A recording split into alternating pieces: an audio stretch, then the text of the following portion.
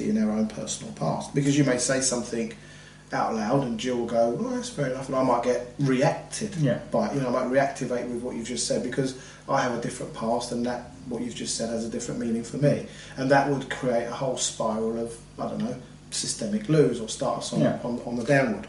So I think there's what I don't know if this is true, but I think what might be very valuable is for individuals to have an understanding of the source of their own reactions.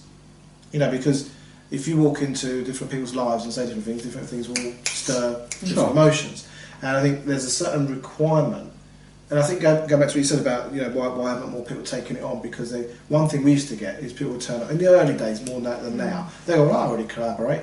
And we're like, well, tell us how you collaborate. And they're not collaborating, they're doing something else. And maybe also how we distinguish collaboration today isn't how we were distinguishing it 4 years ago. I think the way we distinguish it now has been about 18 months, 2 years.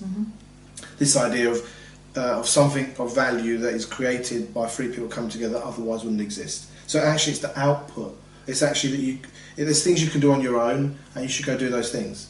And there's things you can do with a couple of other people, but it's not a collaboration. It might be teamwork, it might be cooperation. I think a lot of people asked us about this at the beginning, but what we're kind of saying is that actually when you collaborate, you end up with something that you could, neither three individuals could have produced that output.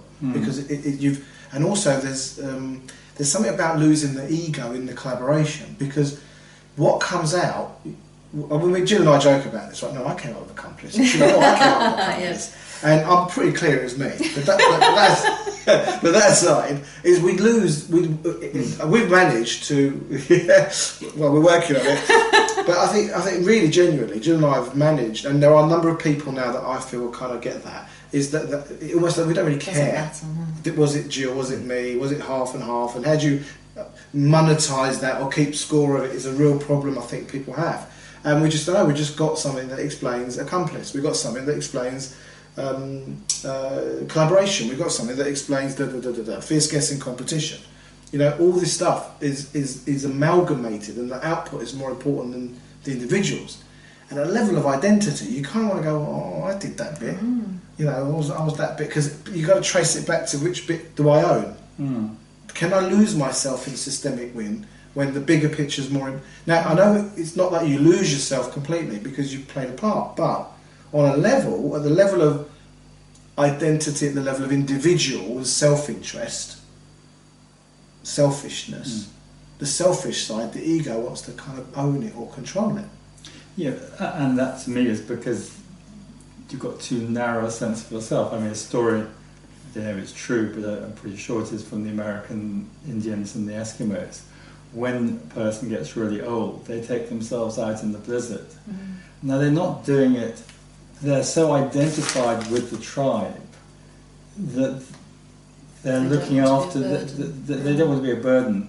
Their spirit is completely in the tribe, and therefore that their bodies become an empty shell that's no longer needed. But so their ego has come up into rather than being it's me this little bit. But going back to this thing about how you react, if and I don't like the word react, that doesn't sound empowering to me. But how you respond, how you choose to. Yeah, but I think react is useful because our living systems initially react, and then as our awareness comes into it, becomes more and more a response. And so I just see it as a continuum of responses that come out of it. I get that. Yeah. But the point I'm making is that reaction is highly not a reaction. It's part of conditioning, part of socialising, part of culture, values. So the reaction isn't actually an out-and-out reaction. It's if someone does something, you go, oh, and then someone else explains to you why they do it, you go, oh, well, that explains it because of what happened before. Yeah. But if you look at it in isolation, it looks like a reaction maybe, or it looks like unexplained. So I think it starts so early on in the human experience of the notion that we're interdependent, we're connected, everything we do has an impact. So systemic win, I think at the moment, we're operating at the level of 50-plus-year-old adults, when the game is being played right down since children are born. Yeah. Because the first thing that happens in language, we go, you Paul, me daddy, you Paul, me daddy, and we start getting this notion that we're separate. Now, I wonder, if there are good examples of systemic win that are naturally occurring currently in the human species, and how those children are nurtured at the early stages. Or, in nature and in the early stages, is it irrelevant and it's only needed to be named and identified because of how we've been conditioned? Well, I think it's kind of answered the question. So at this stage, in our current consciousness, in our current culture, a man has to hit that age for 15 years to try and get a bloody message around that we're all in this together, and what we do impacts everything. And we're all kind of, you know, to me it's not a complex message, but we're not conditioned that way. We have sports days, we have grading, we have houses within the, you know, if you look at it the way... Okay, can I talk about the different games? And this is a bit theoretical, but I hope it's not too difficult. Yeah. Because it seems to me that you could say that life is a game. And the thing is, in the theories of games, there are only three types of game. One type of game, you could call it win-lose, which is things balance up, a mathematical equation. If you add on one side, you subtract on the other. So that would be technically called a zero-sum game. So the other two games are non-zero-sum game. So a good non-zero-sum game would be, there's a really nice cake, and two people both want a bigger bit of it, and they start to fight, and then they step on the cake. You know, in the end, they end up with hardly any cake at all, because they've spent all their time fighting over it. So, so that's lose-lose. But a negative non-zero-sum game is the worst thing. No one wants to be in that. I would call that systemic lose. That's a bit like nuclear war, isn't it? Yeah. Who wins out of that? Exactly. And then the other game is the positive non-zero-sum game, where more and more is available. Now, I'm going to say that evolution, biology, is actually a positive non-zero-sum game. At one point, there wasn't apparently any life on Earth. Then there was a little bit of life. And then there was a little bit more. And over that time, there's become more and more life, and it's become more and more complex and evolved.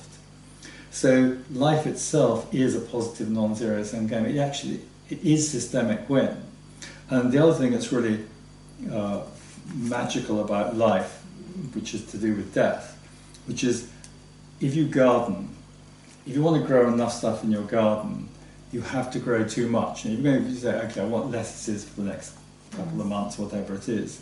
Well, you've got to grow a lot more, because some of the seeds won't grow, some of the slugs will get eaten by, some of the, someone will step on it, so you have to grow too many. Now sometimes it all works and you end up with just so many lettuces you don't know what to do with it. And the thing is, if we look at what nature does, what does nature do with the excess production? Goes back in the system. Eats it. There's a really old symbol of a snake eating its tail. And I think that actually is what it is. The excess life gets eaten, which creates more life. So we actually have to produce too much. You can't have a steady state game, because something will go wrong and then it starts to deteriorate. You've actually, to even stay constant, you actually need to be growing and increasing. And the idea that we're on a finite planet, and it's a really big issue, is, we can't have growth on our planet. Well, we've always had growth in terms of the living things.